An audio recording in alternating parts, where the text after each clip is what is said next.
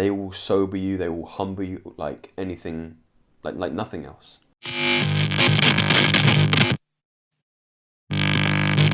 Welcome back, brothers. So in today's video, we're going to be exploring the notion of psychedelics and their place in your spiritual evolution.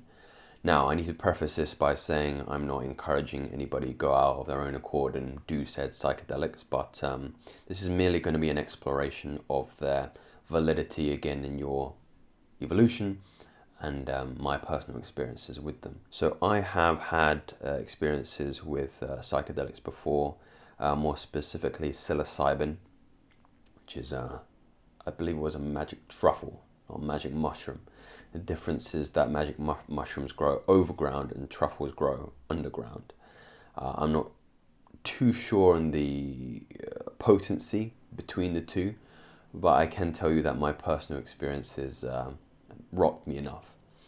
So the question you might first be asking yourself is, well, why should I commit to trying them? Perhaps you've heard whispers about very visually intense experiences, people having new ways of thinking afterwards, paradigm shifts in the world. Perhaps you're heavily addicted to a substance like smoking or harder drugs, and you want to have that almost rebirth of a psychedelic experience which can pull you out of that particularly malevolent cycle. All of these, I think, are valid reasons in which to proceed to indulge in said psychedelic substances.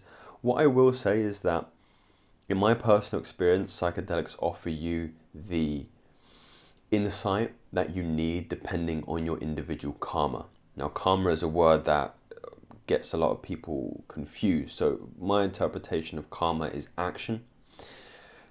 Causality is probably the best way to explain karma to a Westerner. It's the idea that everything you do, regardless of what you do, has a equal and opposite reaction. And you may put that into two camps, like bad karma or good karma, which it often is.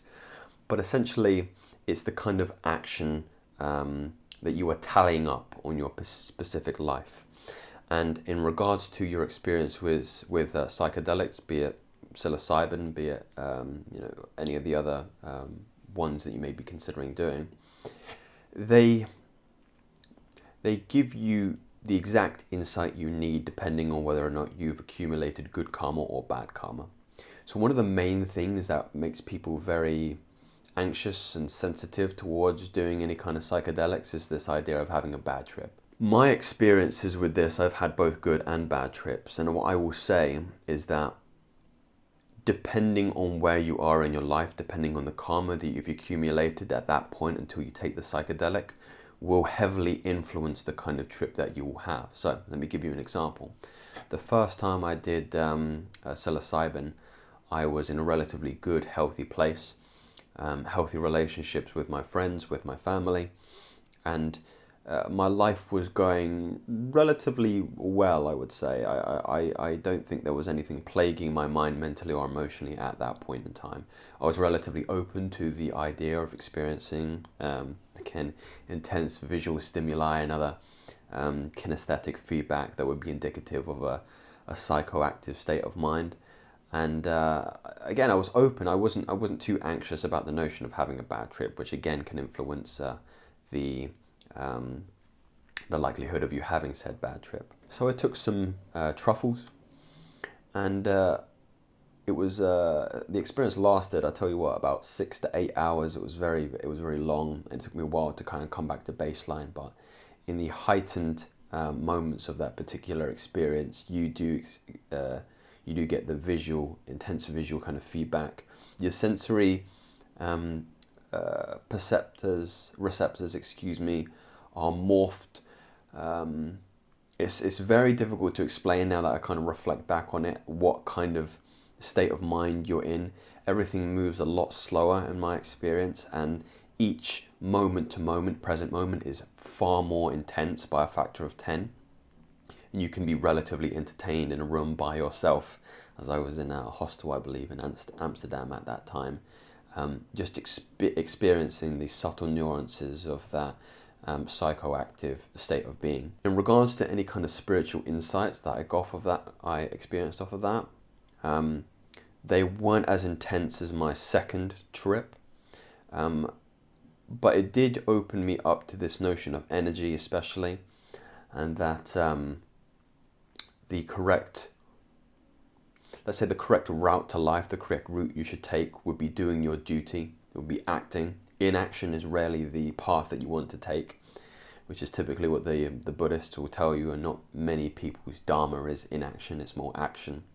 That's kind of the path of Arjuna, Hinduism, Bhagavad Gita. So things are getting a little bit convoluted here. I'll segue into my second experience of bad trip, and again this idea of how your state of mind, your karma, can be conducive to whatever you will experience at that time. My second trip, I was at a crossroad in my life. I was addicted to other substances which weren't conducive to my health and well-being.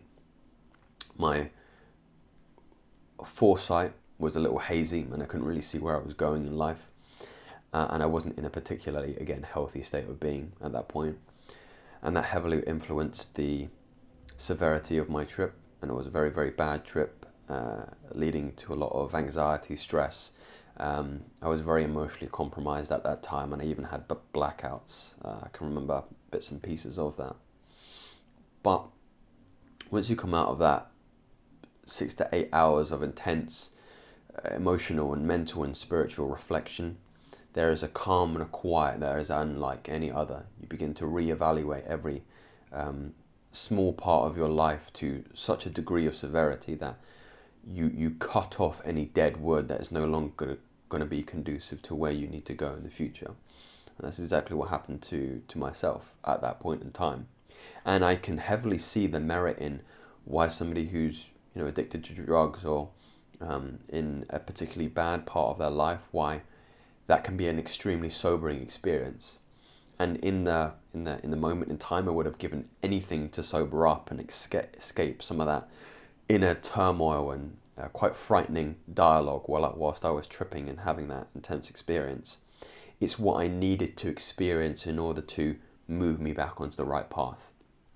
I hope I'm conveying that quite clearly. So, in order to kind of summarize my, let's say, insight, my opinion on psychedelics, it would be they really are an intense point in time for deep reflection that journaling, any other self-reflective practices fail to meet in terms of intensity. They will sober you, they will humble you like anything, like nothing else. And again, not advocating their use at all, but if you can identify with any kind of aspects of that particular dialogue, then you may find some utility in them. And I think that's probably all I will say on that subject matter here. So today was a little bit of an interesting, different video, and I hope it offered you some kind of spiritual insights. And I would love to know your personal experiences with said psychedelics and what they offered you in terms of your spiritual evolution. And do share them below, and I love seeing the conversations that start to get sparked up and ignited. So if you subscribe to anything of which I've said, brothers, you can subscribe to me, and I'll see you again very, very soon. Take care.